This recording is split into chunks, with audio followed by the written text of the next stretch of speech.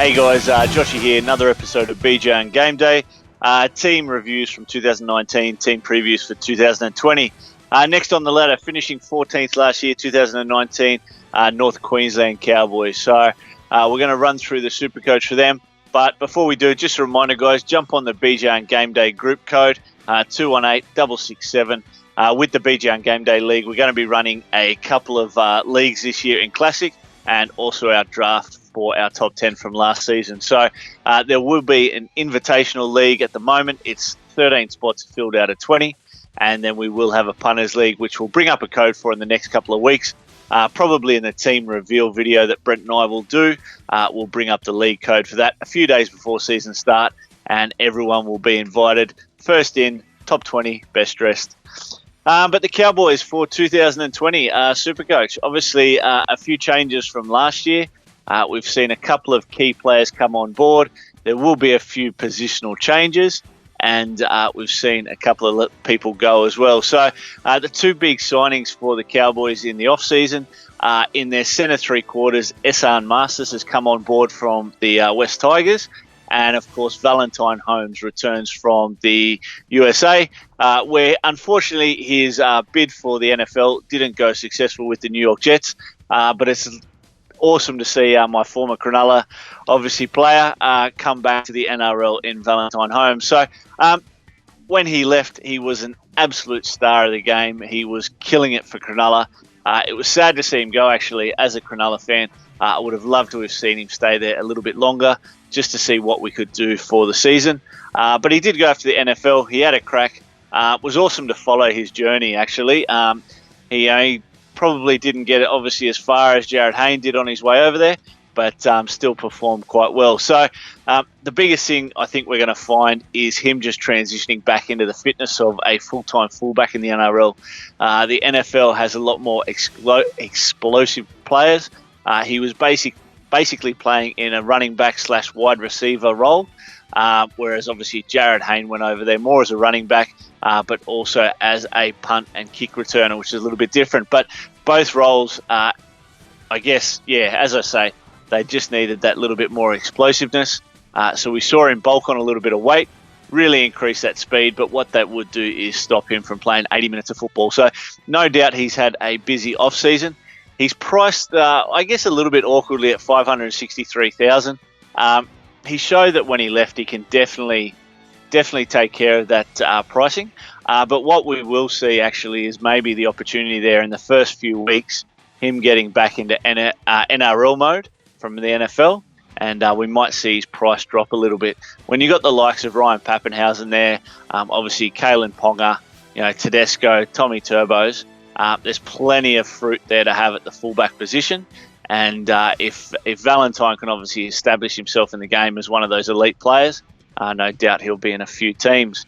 As we say, SR Masters has come on board with the Cowboys. Now, I think this is an absolute huge signing. I had SR Masters for a lot of last season, and he just didn't perform at the Tigers. I'm not too sure what happened there, but as you can see by him leaving that team, no doubt he wanted a little bit of a change as well. The Tigers basically sort of changed their attacking position. There was a lot of times there last year where the Tigers, instead of going directly to SR Masters, would go wide to Nofaluma or would, use the second rowers and things like that. So, look, he just found himself not getting as much ball as he'd hoped for. His kicking duties, actually, he was the goal kicker for the West Tigers. And I'm assuming that in this team, him and Valentine Holmes will also, tussle for those goal-kicking duties. Holmes is a fantastic kicker, as is Masters, but both of them probably sit around that 70 to 75% overall. You'd love to have a kicker over 80%. Now, with the right work and dedication, no doubt those guys can produce those kinds of numbers, and that'll make them even more relevant in Supercoach. Another positional change would be Scotty Drinkwater. Now, you can actually see there with the NRL.com predicted teams that they have predicted him to start at number 6. Look, a little bit unfortunate, very similar to Adam Dewey at the Bunnies, who's been forced out by the signing of Latrell Mitchell. The signing here of Valentine Holmes has really pushed Scott Drinkwater out of that preferred fullback position. He came up from the Melbourne Storm last year. Similar thing happened in Melbourne Storm. He was behind Jerome Hughes. Then Ryan Pappenhausen came along, and all of a sudden he was a third stringer. He came to the Cowboys. He got that number one spot, and now he finds himself behind another player as well. So, look, Scotty Drinkwater, if he can adjust to that number 6 spot, fantastic. He may find himself in the centres. Look, I think probably Jake Clifford is the better pick at the 6. I think him and Michael Morgan have actually formed quite a good partnership, and they just need to take that to the next level. One player there that I don't think will make the team, and that's just my position personally, is Ben Hampton in the 5. Look, I think probably Tom Opposich will play in the centres, and I think Justin O'Neill will go out to the wing. But look, again, if Scott Drinkwater gets in the centres as well, it'll probably see Justin O'Neill move out to the wing there as well. Look, a few good players. Obviously, none other than Jason Tamalola. He is their gun. He is one of the best forwards in Supercoach. He's priced at around $730,000 to start 2020, but he proves time and time again, season in, season out, that he is probably the most dynamic forward in Supercoach. His tackle busts are awesome.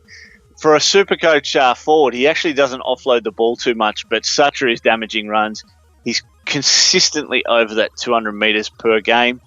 Look, it basically just all adds up to a brilliant Supercoach performer. His workload's brilliant.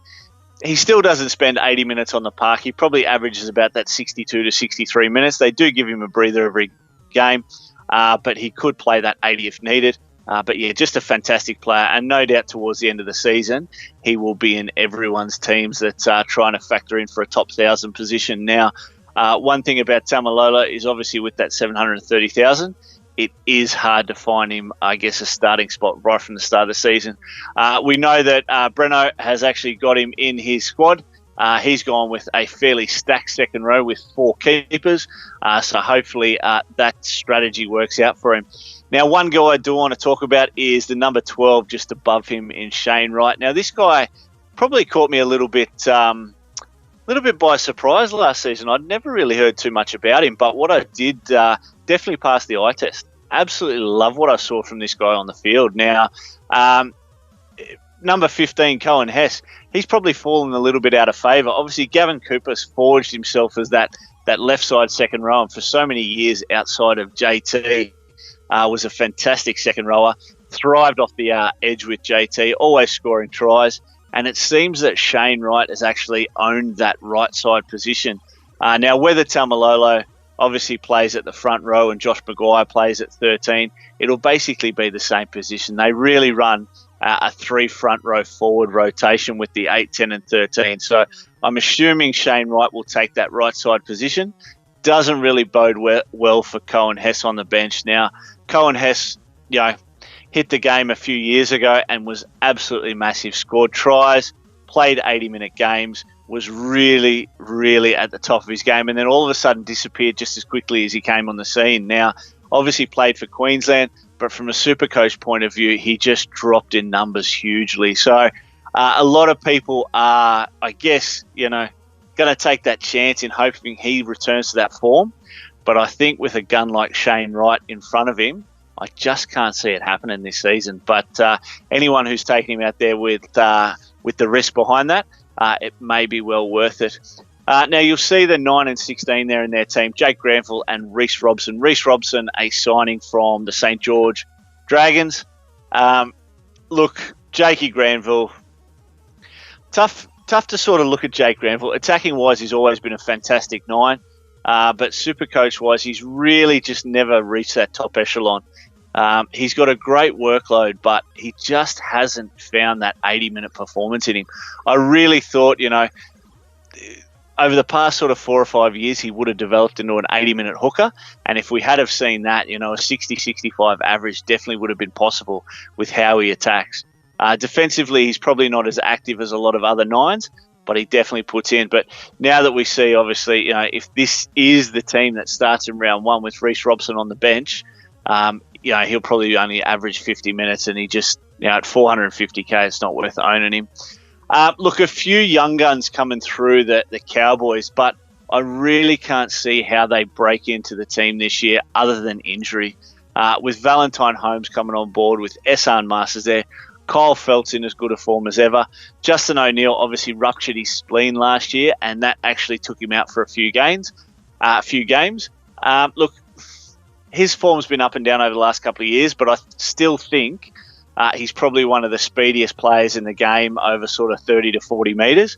Over 100 he gets found out, but I just think this kid's got class. He was in the Queensland team for so many years.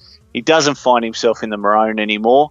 I'm not saying to obviously have him at Supercoach, but from a Cowboys point of view, I just think they're a better team with him in those back five. But guys, look, I really haven't spotted too many cheapies, as I say, that are going to get that spot. It just doesn't seem likely. I think the Cowboys have got that sort of top 18 or top 19 players, and there's a big, big gap towards sort of 20 and below. So hopefully these guys can play well for the Townsville Blackhawks, who are obviously the feeder club in the Queensland Cup for the Cowboys. And if they can have a couple of good seasons, we might find them having a little bit more purpose in Supercoach in 2021 or 2022. But for now, I really think, looking at the Cowboys squad, you've obviously got Jason Taumalolo as a standout. Valentine Holmes has got to prove himself. And I think Esan Masters will have an absolute huge season. I really think he will. I'm hoping he can get the goal kicking. If come round one he's got the goal kicking of Valentine Holmes, I'm going to find a way to get him in as quickly as possible, because even at 480k, I reckon this guy's a 630k player. I really think he's in that mould of Latrell. Not as brilliant, not as dynamic, but from a Supercoach point of view, he can offload the ball, scores tries, sets up tries. He's got tackle bust galore. Yeah, he's really got it all for me. He just needs that confidence on the park, and I'm hoping a team change can bring that about. For their schedule for the year, now the Cowboys have got the bye in round 12, I think. 16 as well there. So 16 as well.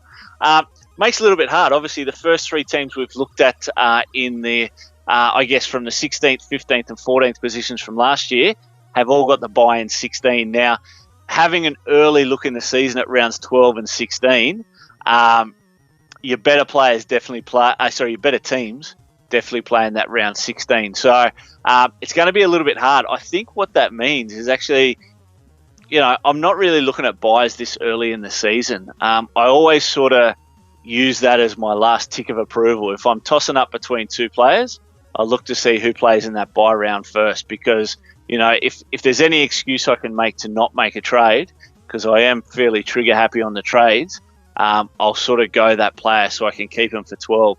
But that can get you in a little bit of a hole if they're not performing, because you'll always come up with that excuse in your head, I can't get rid of them because they play 12. So, the better teams are definitely playing in 16. The lower 8 teams definitely playing in round 12. We'll just have to wait and see how that pans out.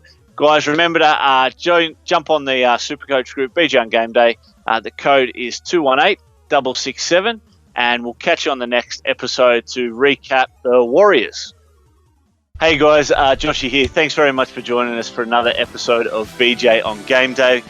Make sure to hit that like button, subscribe, hit the bell on YouTube for all your notifications. If you do want to follow us on Facebook, you can find us there at BJ on Game Day. And on Twitter, we're at BJ on Game Day as well. So, guys, we'd really like your support with that. Follow us so we can know you guys are enjoying the content. Thanks very much.